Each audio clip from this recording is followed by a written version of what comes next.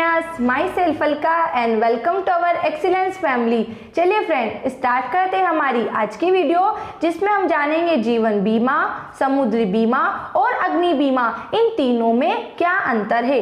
इन तीनों में अंतर जानने से पहले हम इनके मीनिंग को जान लेते हैं। ठीक है फ्रेंड्स, तो जीवन बीमा होता है एक व्यक्ति अपने जीवन का जो बीमा करवाता है उसे जीवन बीमा कहते हैं। ऐसा बीमा वो क्यों करवाता है? ताकि उसकी मृत्यु के बाद उसके परिवार की उसे जो चिंता रहती है तो उनका पालन पोषण हो सके बीमा की उस राशि से। दूसरा, समुद्री बीमा, जब हम बंदरगाह के माध्यम से, है ना, जहाज के माध्यम से माल को भेजते हैं तो क्या होता है, बीच में कहीं तूफान का आ जाना या सुनामी का आ जाना जिससे वो पूरा जहाज डूब जाता है, तो उस हानि से बचने के लिए जो बीमा होता है वो समुद्री बीमा होता है। और अग्नि बीमा, अग्नि बीमा कि हमारी संपत्ति को आग से या अग्नि से बचाने के लिए हम जो बीमा कराते हैं वो अग्नि बीमा होता है। ठीक है फ्रेंड्स, तो अब इसमें अंतर देखो।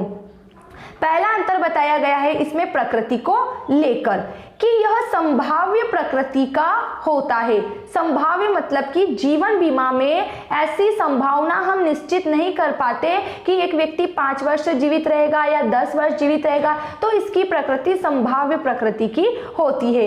यह क्षतिपूर्ति की प्रकृति का होता है। समुद्री बीमा में जो नुकसान होता है उस क्षतिपूर्ति का हम अनुमान लगा सकते हैं, है ना, कि 1 लाख का माल जा रहा है जहां से, तो 1 लाख की क्षतिपूर्ति हो सकती है। और इसकी प्रकृति भी क्षतिपूर्ति ही होती है, इसमें भी हम क्षति की पूर्ति कर सकते हैं और क्षति का अनुमान लगा सकते हैं। सेकंड देखो, अवधि कि कौन सा बीमा कितने वर्ष तक का होता है, तो यह दीर्घकालीन या एक निश्चित अवधि का होता है। दीर्घकालीन का मीनिंग है जब तक व्यक्ति जीवित रहेगा तब तक का बीमा, या फिर इसके अलावा कोई व्यक्ति 5 साल, 8 साल या 10 साल का भी कराता है। तो जीवन बीमा दीर्घकालीन या अनिश्चित प्रकृति का होता है, और साथ ही साथ कुछ लोग निश्चित प्रकृति के आधार या निश्चित समय अवधि का भी बीमा करवाते हैं।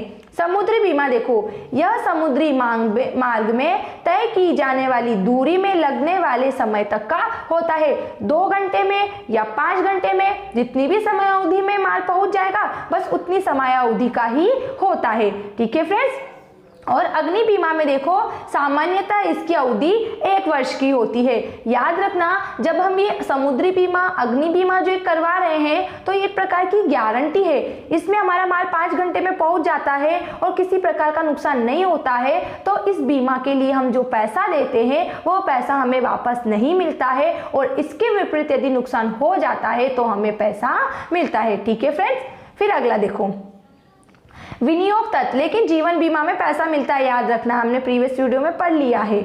इसमें सुरक्षा एवं विनियोग दोनों तत्व होते हैं। सुरक्षा का मतलब होता है फ्रेंड्स कि इसमें जो हम पैसा लगाते हैं प्रीमियम के रूप में जो राशि देते हैं, तो हमें क्या होता है कि अगर समयावधि पूरी हो जाती है और क्या बोले किसी व्यक्ति की मृत्यु नहीं होती है तो हमें प्रीमियम की राशि मिलती है। ठीक है, और तो सुरक्षा और विनियोग तत्व मतलब जो लगाया वो वापस से मिल जाना, प्रीमियम में जो दिया वो वापस से मिल जाना, और दूसरी हमने जितने समय का बीमा करवाया था जो राशि थी वो भी मिल जाती है। ठीक है, जबकि समुद्री बीमा में सुरक्षा का तत्व ही होता है, क्योंकि इसमें हम जो प्रीमियम के रूप में राशि देते हैं, जो पैसा विनियोग करते हैं वो हमें नहीं मिलता, तो इसमें सुरक्षा का तत्व होता है, और इसमें भी केवल सुरक्षा का तत्व होता है। ठीक है, अगला देखो, विषय वस्तु, किस बात का बीमा होता है, तो जीवन बीमा में मनुष्य के जीवन का बीमा होता है, जबकि समुद्री बीमा में संपत्ति का और अग्नि बीमा में भी संपत्ति का बीमा होता है।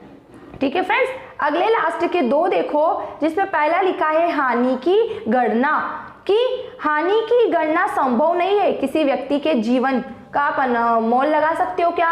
अगर किसी व्यक्ति की रोड से एक्सीडेंट हो गया, वो मर जाता है या फिर उसकी आकस्मिक मृत्यु होती है, उसने जीवन बीमा कराया, तो 5 लाख या 10 लाख जो आप राशि निर्धारित करते हो वो उसे मिल जाएगी, लेकिन आप उसके जीवन से जो नुकसान हुआ है उसका अनुमान लगा सकते हैं क्या? नहीं लगा सकते ना। तो जीवन बीमा में हम जो नुकसान होता है उसकी गणना नहीं कर सकते, मतलब बता नहीं सकते कि कितने का नुकसान हुआ, जबकि समुद्री बीमा हानि की गणना की जा सकती है और अग्नि बीमा में भी हानि की गणना की जा सकती है, क्योंकि हमको मालूम है कि माल 1 लाख का जा रहा है या 2 लाख का जा रहा है, तो जहां डूबा तो 2 लाख का ही नुकसान हुआ, और दुकान में जितने लाख का माल पड़ा था अगर पूरी दुकान जल जाती है तो हम हानि का अनुमान लगा सकते हैं कि इतने लाख का माल जला।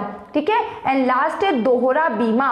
दोहरा बीमा का मीनिंग होता है फ्रेंड्स कि एक व्यक्ति जब अपना बीमा एक से अधिक कंपनी में करवाता है तो इसे दोहरा बीमा कहते हैं। किसे कहते हैं? जब एक व्यक्ति अपना बीमा एक से अधिक कंपनी में करवाता है ना, तो उसे दोहरा बीमा कहते हैं। तो यहाँ पे लिखा है कि जीवन बीमा में दोहरे बीमे का लाभ मिलता है। बिल्कुल, जैसे उदाहरण से देखो कि यहाँ पर ये राम है, इसने ए और बी दोनों जगह अपना बीमा करवा रखा है। अब 5 वर्ष की जब अवधि हो जाती है तो ये कंपनी भी इसे पैसा देगी और ये कंपनी भी इसे पैसा देगी, जबकि ऐसा फ्रेंड्स अग्नि बीमा और समुद्री बीमा में नहीं होगा। इसमें दोहरे बीमा का लाभ नहीं मिलता और इसमें भी नहीं मिलता। क्यों नहीं मिलता?